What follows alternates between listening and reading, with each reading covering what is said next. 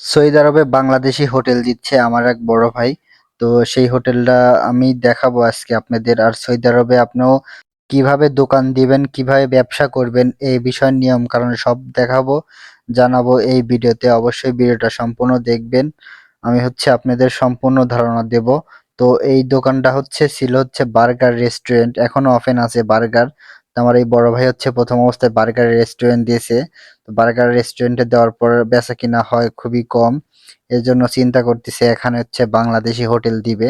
তো বাংলাদেশি হোটেলের রান্না বান্না করার জন্য একটা লোক আসছে, মানে তার সাথে আজকে চুক্তি হবে যে কয় টাকা নিবে। তো সাথে আমি সেই লোকটারও দেখাবো। তো এখানে রেস্টুরেন্টের ভিতরে আসবাবপত্র মোটামুটি সব আছে। আর এইটা আমার সেই বড় ভাই, সে দোকান দিচ্ছে বাংলা রেস্টুরেন্ট। আমরা একসাথেই কাজ করি। তো অবশ্যই ভাইয়ের জন্য দোয়া করবেন, তার যেন এই ব্যবসাতে যেন সফলতা আসে। তো ইনশাল্লাহ এখানে বাংলাদেশি হোটেল দিলে খুব ভালো চলবে, কারণ এই এরিয়াতে বাংলাদেশি হোটেল নাই। বাংলাদেশি হোটেল একটু দূরে আছে।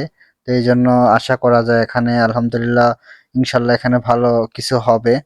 তো এই সামনে যেটা কাঁচ দিয়ে বানাইছে ওখানে সিঙ্গারা পুরি এগুলা রাখবে। আর এটা কিচেন, কিচেন না, কিচেন পিছনের একটা রুম আছে।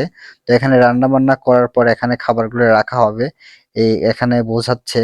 তো ওই যে সাথে যে লোকটা দেখলেন এটা